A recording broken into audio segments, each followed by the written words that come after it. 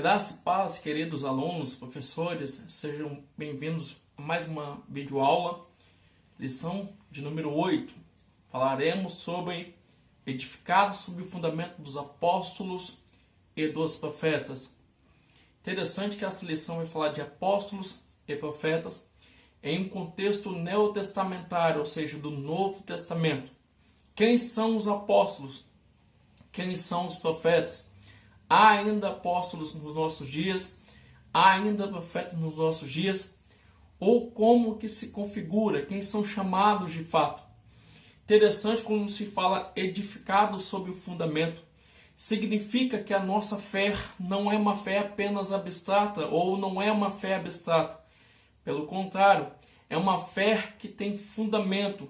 Fundamento aonde? É na doutrina dos apóstolos ou nos apóstolos? Naquilo que os profetas colocaram ou nos profetas? Interessante pensarmos sobre isso para entendermos qual é a base da igreja. Sobre quem a igreja está edificada. Sobre o que a igreja está edificada, para entendermos então a nossa fundamentação como igreja do Senhor.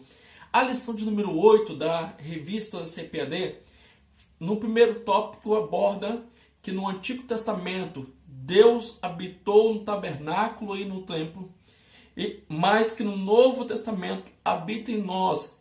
Essa nova aliança, ele habita em nós por meio do seu Espírito Santo.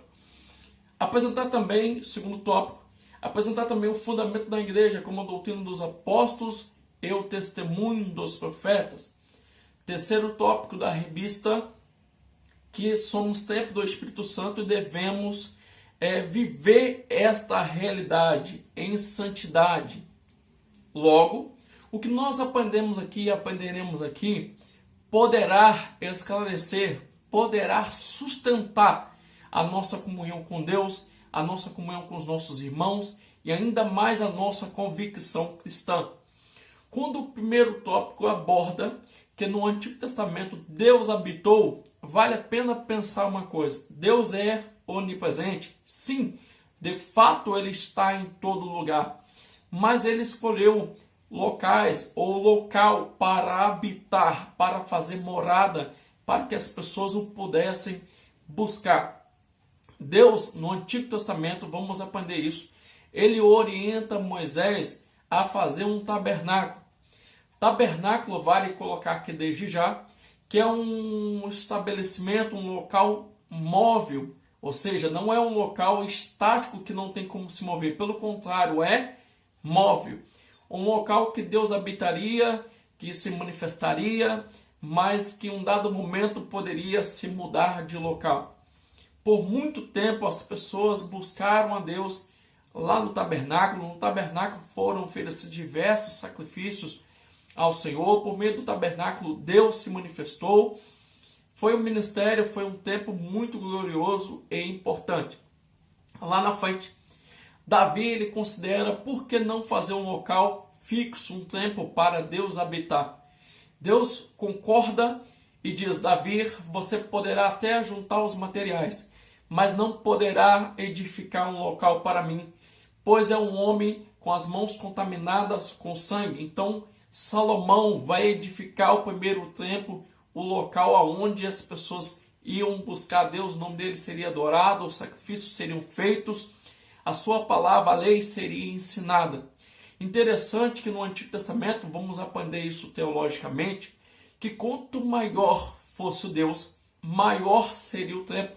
Quanto maior o templo, o local de adoração, maior seria o poder do rei e a opressão possivelmente do rei sobre a sua nação. Mas Deus não tinha esta preocupação ou esse interesse como no paganismo havia. Mas Davi entendeu que era interessante ter um local suntuoso, um local grande para que Deus recebesse adoração, um local grande para sacrifício.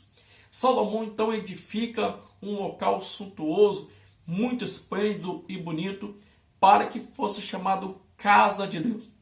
Quando Jesus se manifesta no Novo Testamento, haviam os cambistas vendendo diversas coisas, já havia toda uma profanação, e Jesus, expulsa, repreende aquilo dizendo que aquele local é casa de oração, ou seja, casa de comunhão do homem com Deus. Então aprendemos que pelo Antigo Testamento, Deus se manifestou no tabernáculo e depois se manifestou no templo, habitando, falando com os homens. Interessante que isso se perdurou por muito tempo.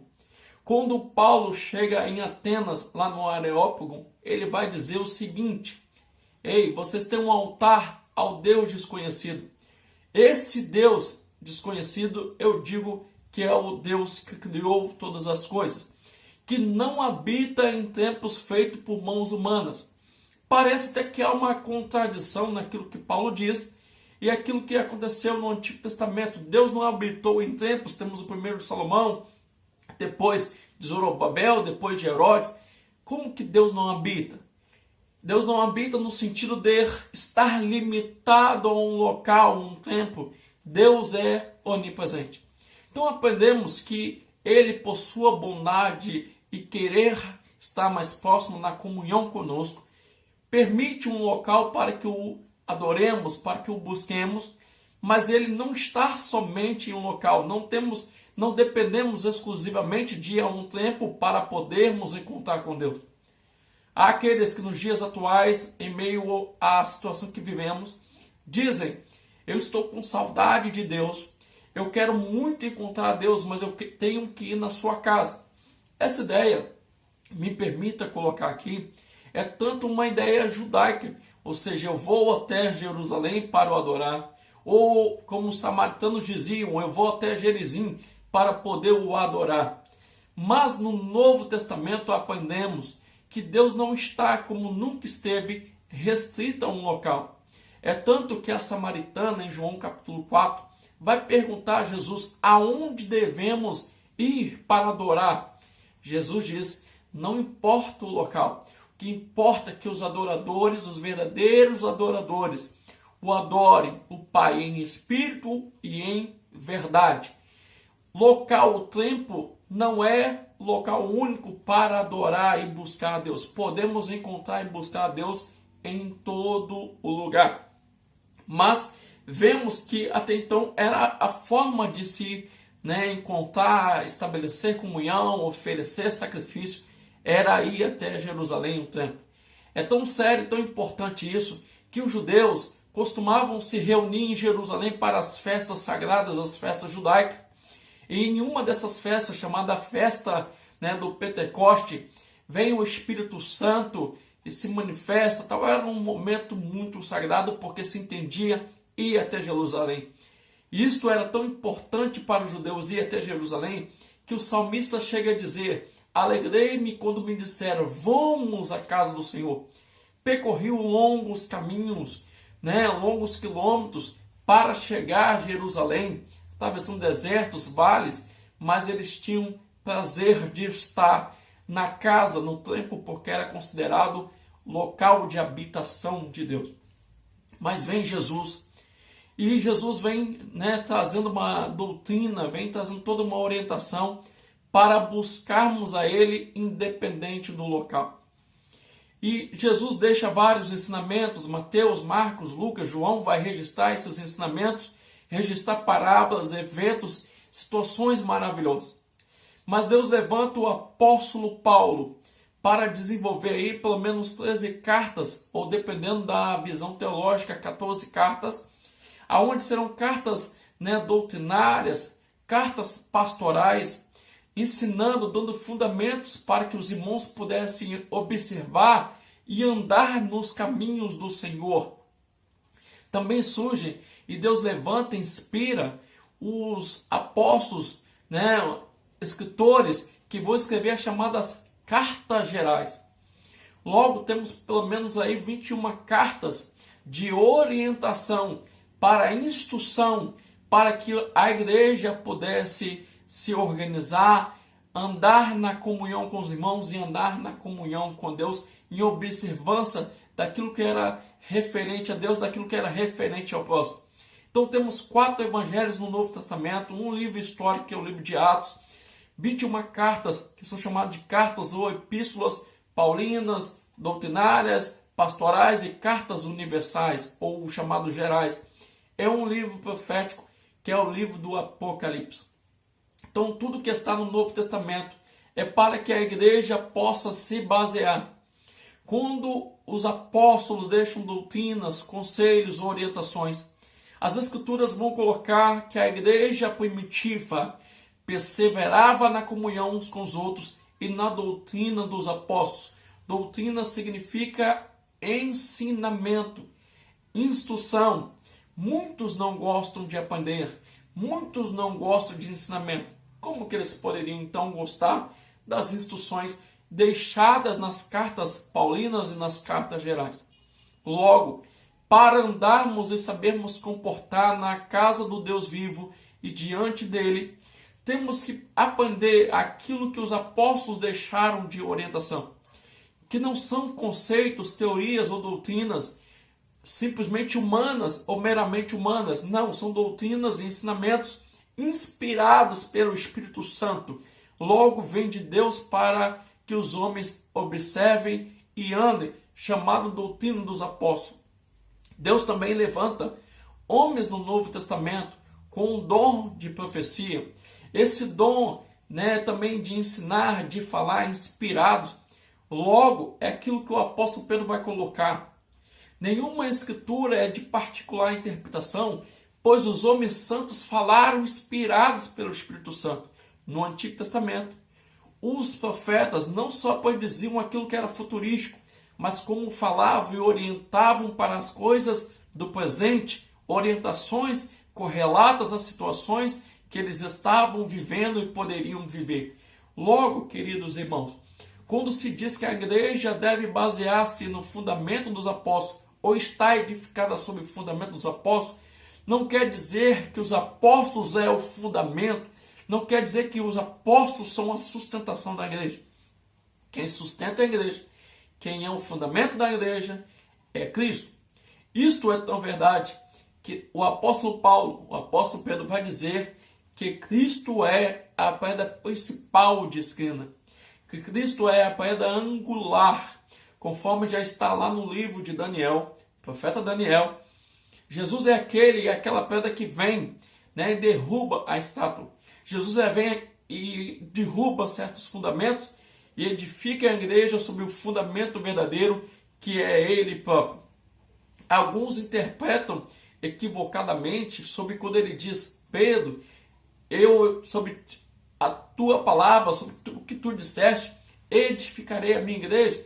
Alguns entendem equivocadamente que Pedro foi a pedra ou foi a rocha de sustento. Não. O que Jesus está dizendo é: Pedro, sobre o que tu disseste, eu, Jesus, que sou filho de Deus, sobre esta verdade edificarei a minha igreja. Nós, como Pedro, nós não somos rocha ou pedra, nós somos pedregulhos, fragmentos de pedra. Estamos edificados sobre a pedra principal, que é Cristo, que é o sustento da igreja. Mas, ao mesmo tempo, nós se baseamos e se orientamos na doutrina, no fundamento que os apóstolos e os profetas do Novo Testamento deixaram para a igreja do Senhor. E uma das orientações, e aquilo que Paulo também coloca, principalmente aos Coríntios, dizendo o seguinte: nós não podemos profanar o templo, que é o nosso corpo.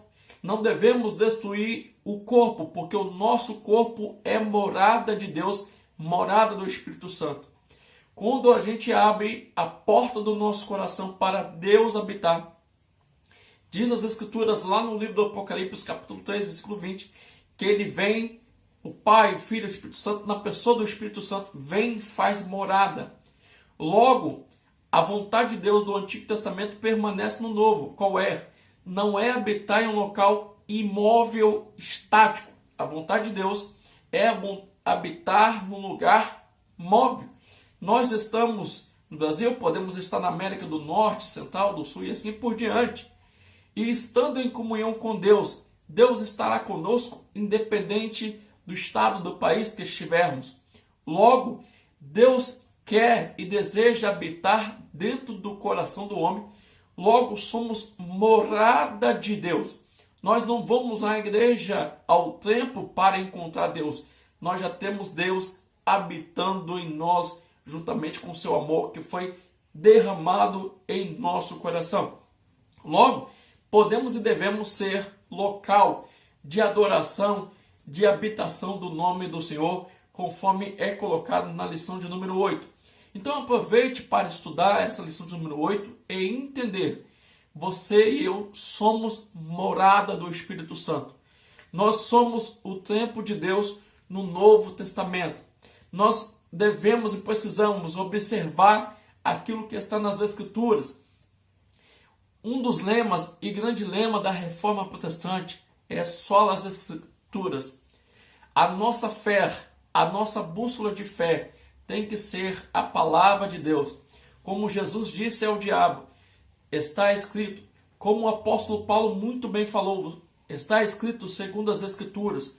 Não vivemos e não nos baseamos em comentários ou estamos respaldados na tradição religiosa ou tradição da igreja. O nosso respaldo, o nosso fundamento, podemos aprender aqui nessa lição qual é? Que é a palavra de Deus, que é o nosso fundamento. Quando estamos edificados e andando na orientação apostólica, estamos andando sobre o fundamento deixado por Deus através dos apóstolos. Apóstolos do grego significa enviados, foram enviados por Deus. Segundo um grande estudioso, o reverendo Augusto Nicodemos, não há um ministério ou a função apóstolo como esteve presente no primeiro século. O que temos hoje é aquelas pessoas que por Deus são enviadas para determinada função. Talvez você poderia dizer são por isso apóstolos, não necessariamente, que para ser apóstolo tinha certos requisitos ou pré-requisitos a serem observados e preenchidos, mas que os apóstolos deixaram, inspirados pelo Espírito Santo, permanece para os dias atuais. Então, para que Deus de fato esteja em nós, habitando em nós, estejamos nele, temos que observar e andar segundo a sua palavra. Recomendação, então, para concluirmos aqui a nossa reflexão. Precisamos observar devocionalmente a leitura bíblica, a oração, a comunhão com Deus e estarmos atentos àquilo que na palavra está escrito, porque fazendo isso, iremos prosperar. Agora, se andarmos na contramão disso, Deus estaria conosco? Deus estaria habitando em nós? Segundo a lição de número 8, não. Para que Deus habite em nós, temos que estar edificados e fundamentados na doutrina dos apóstolos e dos profetas. Temos que de fato fazer por onde? E estarmos em comunhão com Deus para sermos morada do Espírito Santo, morada de Deus. Lembre-se disso. O local que nós nos reunimos é um local para congregarmos em comunhão, cultuarmos a Deus. Mas o local de morada de Deus, o local que Deus de fato habita e quer habitar, é o nosso coração. Que esta lição de número 8 possa fazer-nos refletir e pensarmos, temos comunhão com Deus, Deus habita em nós, o Espírito de Deus testifica em nosso espírito que somos filhos de Deus. Como estamos observando a palavra de Deus?